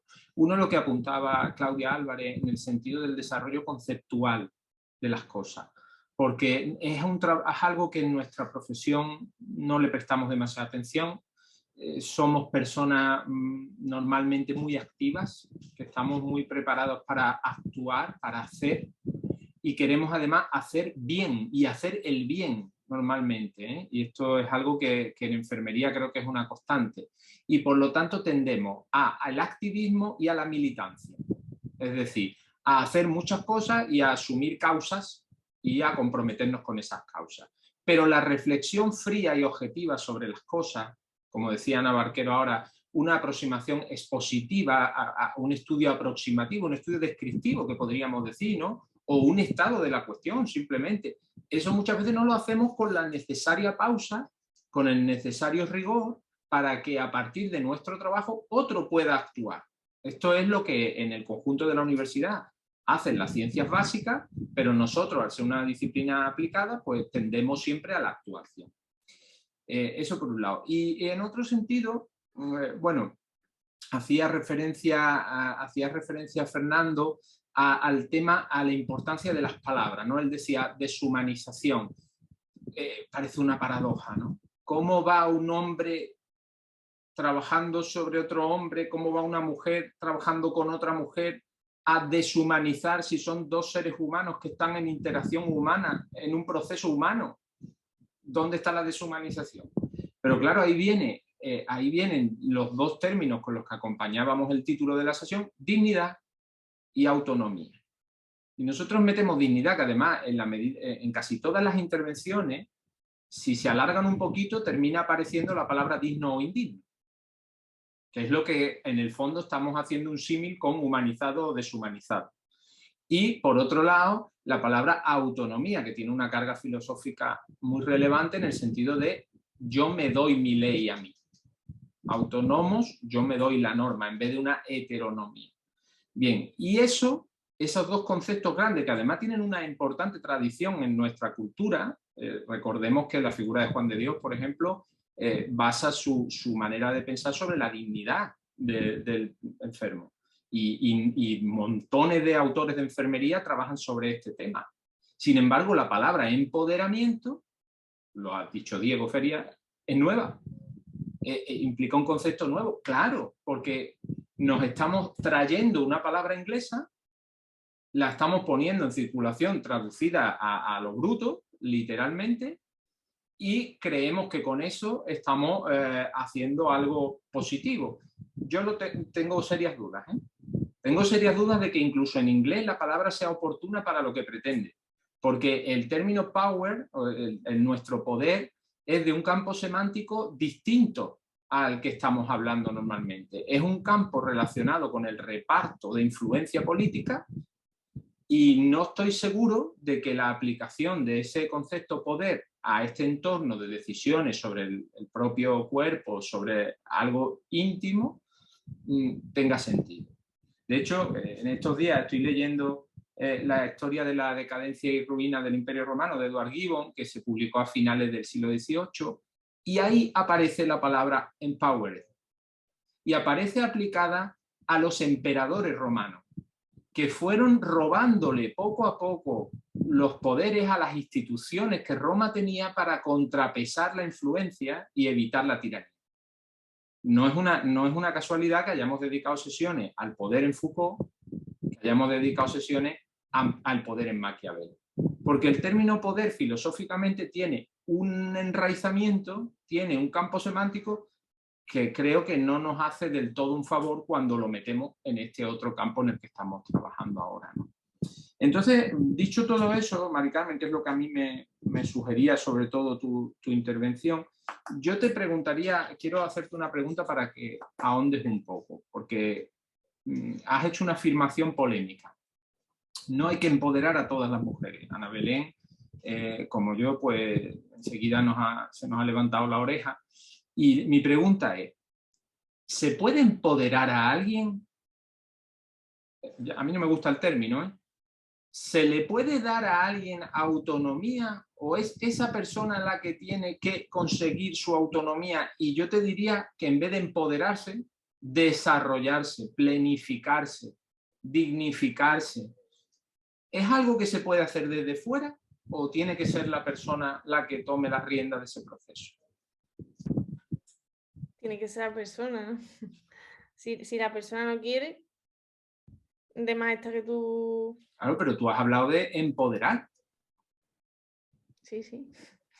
Y además estamos vinculándolo todo el rato, ahora mismo, Fernando, estamos vinculándolo todo el rato con el tema de la información. ¿Es que la información empodera por sí misma? ¿Es que la formación empodera por sí misma? La experiencia de los que hemos sido matronos asistenciales es que muchas mujeres con un nivel formativo bajísimo, pero bajísimo, sin embargo son mucho más conscientes de su dignidad y de su autonomía que mujeres que vienen con 2 doctorados y que han hecho todos los cursos del mundo mundial, porque tienen conciencia de su individualidad y del derecho que tienen, que se lo dan ellas a sí mismas, porque se saben conscientes de ser responsables de lo que está pasando y ser dueñas de lo que está pasando, de ser dignas, Y entonces te viene una señora rumana, aquí en Andalucía, en Huelva en concreto, hay una población rumana inmigrante muy, muy notable, que son personas que salen de su país para buscar trabajo aquí precisamente porque en su país muchas veces están en los estratos económicos más bajos de su sociedad, ¿no? Yo he atendido mujeres de parto que no sabían decir 3 palabras de español y sin embargo han parido y han llevado, o su embarazo, lo han llevado con una dignidad, con una autonomía muy superior a muchas españolas súper preparadas. Entonces, ¿qué me dices tú de eso? Hombre, pues yo te digo que tendré que andar más en ese término, o sea, en la búsqueda del sentido del término, ¿no? En cómo se relaciona más con la autonomía y la dignidad quizás, ¿no? Muy bien, muchas gracias. No, sigue, que ya habías terminado. No, sí, pero porque según, por ejemplo, los grupos que llevo, ¿no? Al fin y al cabo, nadie habla en sí del empoderamiento. Al final todo se tuerce un poco a lo que es la humanización y a lo que es el trato digno, a cómo quieren ser tratadas las mujeres. ¿Y por qué no usamos, no sé si en inglés existe esta palabra, dignification, quizá exista, ¿no? Pero, o dignity, ¿por qué no usamos esto en vez del empowerment que nos mete en ese follón del poder que es tan complejo y tan torticero? Porque al final nos enfrenta unos a otros. Fíjate que ahí se mezcla todo el tema que tú has introducido de la lucha entre los colectivos profesionales. que es muy curioso que en nuestra conversación pongamos como opuestos matronas y enfermeras, cuando en nuestro entorno cultural eso no es así. En el entorno anglosajón sí. Y entonces surgen las matronas por un lado, las enfermeras por otro. Pero en nuestro entorno todas las matronas somos enfermeras antes. Entonces, ¿qué nos está pasando con eso? Alguien había levantado una mano, pero no recuerdo quién. Entonces, Fernando, pues adelante, que no quiero yo enrollarme. No, enróllate todo lo que quieras, ¿eh? O sea, si no has acabado, sigue, por favor. No, adelante. Vale, claro, ya que estamos con el tema del poder y demás, claro, yo me gustaría preguntarme si el poder en los términos políticos que lo estás empleando ahora tú, Juan Diego, claro, porque etimológicamente, pues evidentemente de donde viene empoderamiento tiene que venir de ahí, si al final como animales políticos que también somos, nuestro cuerpo es nuestra manera de hacer el ejercicio político también. Entonces, claro, a mí me surge la duda de dónde trazamos esa línea. La dignidad, desde luego, es un término que a mí me parece mucho más hermoso, pero evidentemente en el momento que hay que destinar recursos públicos o destinar propios recursos económicos para irnos a la vía privada a ser atendidos, claro que estamos ejerciendo algún tipo de poder, aunque solamente sea de decisión de lo que queremos hacer con nuestros propios cuerpos. Y claro, al final, si esto tiene que trasladarse a una esfera gestora del ámbito público, yo creo que sí que es una decisión en términos políticos y sí que es de poder. Igual, otra cosa es que no nos guste el término. Claro, pero es que identificar política y poder no creo que sea correcto, Fernando. Tú date cuenta que nosotros vivimos en un marco político que se basa en la idea de la división de poderes. Esa expresión no es una tontería. O sea, es decir, toda nuestra sociedad occidental, a diferencia de sociedades teocráticas, por ejemplo, de otros puntos del mundo, o de las dictaduras de cualquier tipo, se basa en la idea de que los poderes tienen que dividirse. Y eso está basado en la idea de que el poder tiende a expandirse hasta alcanzarlo todo y hasta ser omnímodo. Y el último poder es el que decide sobre la vida y la muerte. Cuando alguien puede decidir sobre tu vida y tu muerte, tiene el máximo poder. Eso, como te digo, la obra de Gibbon se ve muy bien en el siglo XVIII cuando él mira a los emperadores romanos y dice: en un campamento romano, el general de la legión tenía el poder absoluto en su campamento. Podía decidir que este soldado moría y que este vivía. Pero eso era en un entorno de guerra. En la República Romana había un montón de instituciones pensadas para dividir el poder en trocitos, de manera que ninguna de las personas que ocupaba una magistratura pudiera convertirse en un tirano, porque Roma venía precisamente de dejar atrás la experiencia de la monarquía.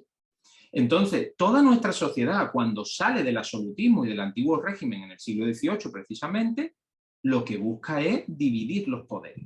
¿Qué le toca a los individuos? ¿Qué le toca a cada uno de los ciudadanos? Resistir al poder. No buscar el poder, sino resistir a un poder que quiere meterse en su vida más allá de lo que le corresponde. Es decir, todos nosotros, cuando el Estado quiere meterse en nuestra vida más allá de lo que le toca, lo que queremos es decirle: oye, mantente fuera. En esto decido yo. No me vayas a decir que esto lo tengo que hacer como tú digas. Y ese equilibrio de decir hasta qué punto le dejo al Estado, en nuestro caso, porque es la gran institución, ¿no? Le dejo al Estado entrar o no entrar, ese es el juego de poder nuestro. Pero cuando yo digo que yo quiero empoderarme, el empoderamiento verdadero, el auténtico, es convertirme en un tirano. Es decir, decidir no solo sobre mí, sino sobre el otro. Así es como lo veo yo y como lo entiendo en la lectura de la tradición socrática, ¿eh? Que puede ser, otras personas pueden entenderlo de otra manera. Y de hecho hay tradiciones en las que la resistencia, la capacidad de resistencia del individuo frente al poder se minimiza y se favorece el Estado por encima del individuo. O se favorece otras instituciones, llámale el Estado, llámale la que sea, por encima de los derechos del individuo. Pero claro, el poder, o ¿cómo lo definimos, Fernando? Porque yo, desde luego, a medida que leo, más claro lo tengo. yo no me atrevo a lanzarte una definición ahora, pero vamos, al final, claro, realmente tenemos que pensar que en esa resistencia al poder la hacemos en un edificio y junto a unos profesionales puestos por ese propio poder. Es decir, si vas a parir a un hospital, tú vas a una institución pública, es un edificio público con trabajadores públicos que son puestos e impuestos hacia ti por parte de ese poder. Entonces tú con tu connivencia, claro, ahí tu parte de poder ahí, claro, efectivamente queda muy disminuida. Porque claro, la elección libre de profesional, pues bueno, es libre hasta que no te queda nadie a quien elegir y te quedas con el menos malo, ¿no? O por ejemplo, ahora aquí en Aragón pues tenemos algún problema con un exceso de celo con respecto a la objeción de conciencia a la hora de la práctica de interrupciones voluntarias del embarazo en la entidad pública, que no hay profesionales que la quieran ejercer, ¿no? Entonces, claro, pues se producen un montón de situaciones que, claro, al final siempre van en detrimento del usuario, que es el que somos al final los que garantizamos ese poder. Tarde o temprano, somos los que garantizamos el poder. Por muy dividido que pensemos que lo tenemos, realmente cada vez que entramos en una institución pública estamos siendo sometidos. O al menos es mi visión, claro. Y en ocasiones no tenemos ni siquiera el poder suficiente de carácter económico para tomar la decisión de irnos a otro sitio. Y a veces incluso es que ni siquiera lo hay. Claro, pero ha pedido la palabra Wendy, después Diego Feria y después Concha Germán. Pero yo no hablo más, pero sí te pido que por favor mires lo que pone Ana Belén en el chat, porque es una buena respuesta a eso que tú estás diciendo. Y si te quedas en tu casa, ¿quién te obliga a ir a parir al hospital, ¿no? Sería una manera de responder a eso. ¿Por qué tienes que ir a parir al hospital? Bueno, Wendy Gómez, desde Colombia. Colombia, muchas gracias. Colombia, sí. Adelante. Buenas tardes, acá ya es de tarde acá en Colombia. Gracias por esta oportunidad. En especial también a usted, a la profe Claudia, que me invitó, no sabía que Anábasis existía. Entonces agradecer inicialmente en eso. A todos los asistentes, pienso que es un tema muy importante y de hecho a mí me encanta este tema porque también esa salud materno-perinatal me llama mucho la atención y trabajé por mucho tiempo en el servicio de cirugía. Y si bien el servicio de cirugía no es un secreto para nadie a nivel mundial que el número de cesáreas va en aumento cada día, pero sin embargo, yo digo que la ley de la naturaleza hace que pacientes que suban a cesárea terminen en parto en el servicio de cirugía. Entonces, pienso que la dignidad, la autonomía y este empoderamiento de que nos habla María Carmen es muy importante, una tesis muy bonita. Y pienso, relacionando las preguntas que usted hace, doctor González, el empoderamiento no se puede imponer. En mi caso, que sé poco de empoderamiento, pero pienso que no se puede imponer, porque si bien el empoderamiento tiene algo de autonomía. Entonces, desde enfermería y desde el rol de matronas, pienso que más bien enseñar, tener como que esa mirada integral en los pacientes para poder percibir no tanto esas necesidades físicas, sino también esas necesidades de conocimiento, esos vacíos que tienen los pacientes. Y pongo un ejemplo, una vez me subí una paciente acá en Colombia, exactamente en el departamento de Sucre, para cesárea, y la paciente ya estaba a la entrada del quirófano y me dice, ¿qué es una cesárea? Entonces, ¿cómo la paciente la preparan para una cirugía, está a la entrada del quirófano y no sabe qué es una cesárea? Igual que tuve pacientes que iban a parir y me preguntan, ¿cómo parir? Y cuando hay leyes, entonces viene el cuestionamiento, ¿será que como enfermeros, como matronas, estamos haciendo esa enseñanza o esa educación como debe ser? Acá en Colombia yo relaciono esa labor de matronas como los cursos psicoprofilácticos, que son esos cursos donde se educa a esa paciente en todo ese periodo perinatal. Entonces pienso que más que imponer el empoderamiento es percibir de forma integral las necesidades para poder enseñar, y ahí también vamos creciendo nosotros como persona profesional y como ese rol de matronas. Esa era mi intervención. Muchas gracias. ¿Algo que comentar, Mari Carmen? Le paso a Diego. Darle las gracias a todos por su... Diego, cuando quiera. Activa el micrófono, por favor. Sí, que no le había dado. No, a mí es que se me ocurre, bueno, coincido plenamente con la compañera de Colombia que acaba de intervenir, porque me lleva al mismo pensamiento y por supuesto coincido plenamente contigo con la definición que has dado sobre el empoderamiento y la traducción de esa palabra, de la palabra inglesa al español. Yo creo que, según lo que tú has dicho, más que empoderamiento es lo que hemos estado haciendo o intentando hacer, y los docentes que llevamos bastante tiempo ya en la docencia, hemos intentado inculcar en el alumno, es darle protagonismo a la persona a la que se cuida, sea desde el punto de vista de enfermería o sea desde el punto de vista de la matronería o cualquier otra especialidad, como por ejemplo antes era una especialidad la fisioterapia en España de la enfermería. Pero estamos igual, vamos, yo veo que las ciencias de la salud lo que tiene que hacer, que lo llevamos en la teoría desde hace muchísimo tiempo, trasladar ese empoderamiento o esa palabra que se está utilizando ahora en darle el protagonismo a la persona cuidada, haciéndola el centro del cuidado de enfermería. Claro, los que nos dedicamos a fundamentos de enfermería es una cosa que lo tenemos muy claro.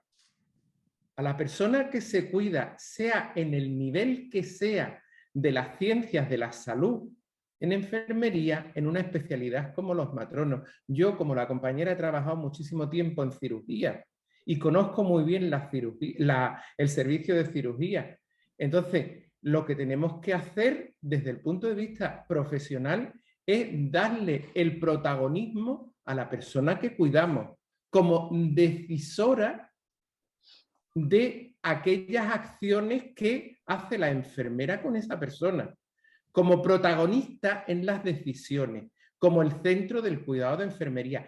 Y eso no es más que darle ese empoderamiento que estamos hablando. Y no es otra cosa, es una cosa que llevamos haciendo o intentando hacer los docentes desde hace muchísimo tiempo. Aunque nadie se acuerde de Oren y la teoría del autocuidado, ¿verdad? Efectivamente. Que no la nombre nadie, pero al final es lo que estamos haciendo. No suplir cuando tiene, o sea, no sustituir, no suplir, dejar que la persona haga lo que puede. La persona que está en pleno conocimiento de su cabeza, de su cuerpo, es la que tiene que ser la protagonista del cuidado al nivel que sea. Una parturienta, desde el momento de la concepción hasta que llega al parto, tiene que ser la protagonista. Otra cosa es que lo estaba hablando la compañera de Colombia, que es una cosa que yo creo que enfermería todavía ni lo ha terminado de planificar ni de asumir como un deber de la enfermería. Y eso sí que es de enfermería. Y también de las matronas, evidentemente, como especialidad de enfermería. Es la educación sanitaria a todos los niveles. Que eso es fundamental desde mi punto de vista, para que haya esa coordinación, tanto desde la atención primaria a la atención especializada. Y eso para mí es fundamental. Y ya un inciso, quería, que no tiene nada que ver con esto, lo que pasa que me ha hecho el compañero de Aragón, que me ha hecho saltar el tema de la objeción de conciencia. A mí me resulta que hay una gran mayoría de sanitarios que hay una hipocresía enorme, que tienen objeción de conciencia a hacer un aborto en la sanidad pública, pero no tienen ningún escrúpulo de hacerlo en la privada, porque ahí está el dinero que se lleva. Y eso no lo controlamos en ningún momento. No sé si debería de haber dicho esto, pero es que no me puedo morder la lengua. Ya tengo una edad que no quiero mordérmela. Tenemos que abrir una sesión para la objeción de conciencia, Diego, que es un tema fundamental. Sí, Muchas gracias. Que debe de haberla, Sí. que yo estoy de acuerdo con la objeción de conciencia, pero la objeción de conciencia en todos sitios. Muy bien, gracias. Concha. Nada, y después... Muchas gracias. Mira, yo me ha surgido una idea. Hace ya, yo creo que décadas, por lo menos una, se planteó la posibilidad de crear en los servicios de obstetricia unos paritorios para ir al ritmo de las mujeres, ¿no? Bueno, que digo esto como se hace en otros sitios, ¿no? Es decir, que no necesariamente es al ritmo de lo que sino porque lo quieren ellas en el plan de parto.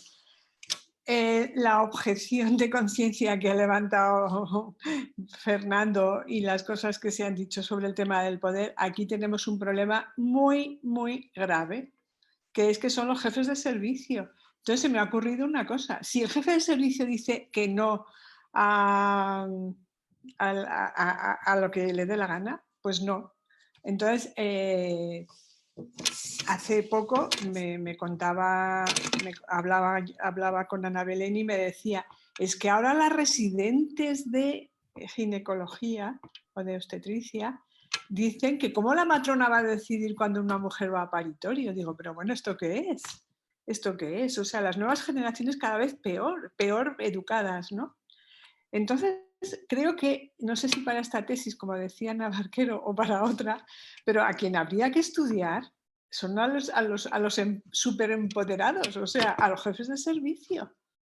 Porque es que si no hay un contexto, claro, o nos ponemos a montar empresas privadas para atender a las mujeres, que las hay, ¿no? Para que tengan el parto respetuoso, el parto fisiológico, que tengan la información para poder pasar de decir, pues no quiero epidural o si quiero, o no. O sea, está demostrado. En México yo recuerdo que mirando hace unos años, en cuanto metieron más ginecólogos, automáticamente empezaron las cesáreas, aumentaron las cesáreas. O sea, esto es así. Entonces, claro, esto es muy complicado, porque con estos jefes de servicio totalmente empoderadísimos, porque claro, parecen ya la tiranía total. Es que es muy difícil trabajar en ese contexto, entonces a lo mejor hay que dedicarse a montar empresas privadas, fíjate. Pues sí, la perspectiva organizacional, desde luego, como estamos viendo todo el rato, Mari Carmen, es esencial. Ha pedido la palabra Fernando, después te la devuelvo. Diego, gracias, Concha. Vale, yo iba un poco también en términos a lo que estaba diciendo Diego. A ver, se ha atrevido a postular algo con respecto a la hipocresía público-privada que yo no quería comentar, pero se ve que va a ser así, ¿no? Luego, claro, con respecto al tema de los ejercicios de empoderamiento, que es que al final nos está yendo el tema todo el rato al mismo tema. Yo que soy de farma, que la cabra al final tira al monte, si consideramos que empoderar, o parte de la definición de empoderar, es dar el protagonismo en la toma de decisiones, como bien estaba diciendo Diego, a la persona a la que cuidamos, y a la vez el sistema ejerce el poder en términos que tú ya no te puedes comprar ni siquiera un paracetamol con codeína sin pasar previamente por el trámite burocrático de la receta, por mucho que tú sepas que para poder dormir necesitas ese paracetamol con codeína para no despertarte cada 30 minutos por tu tos, y que sepas que no hay ninguna interacción farmacológica. O sea, el empoderamiento, claro, podemos hablar y escribir carros y carretas, pero mientras desde el punto de vista del poder no se fomente, es una patraña, es una auténtica farsa. Y claro, en relación a lo que estaba diciendo Concha ahora, de estudiar a los jefes de servicio, claro que es interesante, pero si te fijas, hay veces que las generaciones antiguas de médicos tienen menos ejercicio de poder que incluso que las nuevas. Y esto es un tema interesante que puede darse porque en las facultades de medicina uno de los grandes problemas que están teniendo es que en el primer ciclo el 80% de los docentes ya no son médicos. Y esto, al final, claro, ¿cómo vas a enseñar una profesión que no has ejercido? O sea, claro, y es complicado, o sea, es complicado el transmitir. Precisamente yo creo que este seminario es tan chulo y tan divertido y tan trascendente en ese sentido, porque hablamos de esencia filosófica de la profesión enfermera y yo creo que esto se echa mucho en falta en las facultades, ¿no? Diego, que además profesor de fundamentos y tal, claro, el poder trabajar más allá de lo que son los fundamentos estrictamente técnicos de lo que es una profesión, sino de la parte histórica y filosófica de la misma y de cómo hemos llegado hasta aquí, ¿no? Entonces, probablemente estos jefes de servicio, evidentemente algunos ejercen el poder casi tiránico que decía antes Juan Diego, pero hay otros en las que las nuevas generaciones vienen todavía más cargadas, y en ese sentido me estaba acordando ahora de las relaciones interprofesionales que estudió ya Concha en su tesis, que también es muy interesante en los ejercicios de poder y la asunción de diferentes perfiles en su ejercicio en la relación con los compañeros, ¿no? Bueno, ya está, simplemente quería comentar este tema que, claro, pues al final es la burocracia del propio poder la que nos marca hasta dónde nos podemos empoderar. Sí, bueno, ahí Fernando, antes de darle la palabra a Diego, ahí es verdad que estas lecturas clásicas son fundamentales porque hay pocas cosas nuevas en nuestro mundo, casi todo se ha explorado antes ya. Es curioso cómo se va generando un caldo de cultivo en el que el individuo asume su parte de responsabilidad de las cosas, voy enseguida, y otras épocas en las que el individuo es que desiste, dimite de sí mismo, ¿no? Y entonces la división de poder viene desde arriba. Eso es lo que se ve perfectamente en la evolución de cómo se consolida el Imperio Romano con Augusto y empieza a haber una serie de tiranos terribles hasta que llegan los antoninos, en los cuales empieza a volver a haber un espacio de libertad, pero porque ellos lo permiten. Pero como el pueblo, ni las legiones, ni las estructuras romanas están ya preparadas para eso, se vuelve a sucumbir en la tiranía otra vez. O sea, que habría que meter en nuestro análisis también hasta qué punto la gente, nosotros y todos los individuos, quieren de verdad ser autónomos y están dispuestos a pagar el precio que viene a raíz de esa decisión, ¿no? Diego, cuando tú quieras. Activa el micro. Es una intervención muy corta y le estaba diciendo a Concha que no se fuera, porque yo quería decir a Fernando y a Concha que bueno, que de lo que hemos hablado últimamente no es más que los servicios jerarquizados que tenemos desde la época franquista en la sanidad pública, y que eso es una reivindicación sindical, y desde los colegios profesionales debería de pinchar también y de hacer presión en ese tema para quitar esa jerarquización en la sanidad pública, porque eso es lo que está marcando ese poder omnímodo de los jefes de servicio, y que ha sido siempre. Te puedes encontrar, como yo encontré en el hospital de Río Tinto, un jefe de servicio de cirugía fantástico que le daba el lugar a las enfermeras, pero eso lo he visto yo una vez, solo y exclusivamente. Pero no es lo habitual. Todo tiene que pasar por el jefe de servicio. Y pues eso es como una dinámica que va generando y que se va absorbiendo las nuevas generaciones a lo que van viendo anteriormente como el médico, la cabeza más grande dentro de la sanidad pública. Y eso es así. Pero sí, siempre es más fácil pasar de la república al imperio que del imperio a la república, Diego. Y ahora pasar de la situación jerarquizada a una situación de división de poder en el sistema sanitario nos va a costar mucho tiempo. Pero es la única forma que hay de quitar eso. No hay otra. Yo también lo veo así. Quitar los servicios jerarquizados. No hay otra.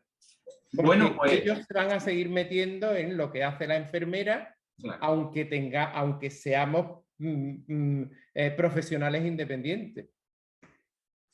Muy bien, pues si no hay más intervenciones, le voy a dar la palabra a Mari Carmen. Hemos tenido un debate precioso y vamos a darle la posibilidad de cerrar nuestra conversación a Mari Carmen, así que cuando tú quieras. Vale, pues nada, daros las gracias a todos por vuestras intervenciones y vuestra participación. todas estas cosas las tendré en cuenta, son cosas que como, bueno, pues estoy en la dinámica de trabajar y mejorar, pues intentaré mejorarlas y nos vemos en la próxima sesión. Muy bien, muchas gracias, Mari Carmen. Bueno, pues dicho esto, vamos a dar por cerrado este curso de nuestro seminario permanente de investigación en enfermería y filosofía, Anábasis, que volverá, si todo sale como esperamos, en el mes de diciembre de este mismo año, en el que tendremos a Francisco Ventosa como ponente para hablarnos de Max Scheler, este filósofo alemán al que Ortega consideraba un hombre importantísimo y una de las inteligencias más brillantes de la primera mitad del siglo XX, prematuramente fallecido, y que tiene algunas obras realmente impactantes para nuestra reflexión sobre el cuidado, como por ejemplo Ordo Amoris, que creo que será una de las obras que Francisco Ventosa nos mencionará. Estamos todos invitados, os anunciaré debidamente en su momento el día y la hora, pero hasta entonces, pues nada, quedamos todos en contacto y esperemos que haya sido un curso satisfactorio para todos vosotros. Muchas gracias.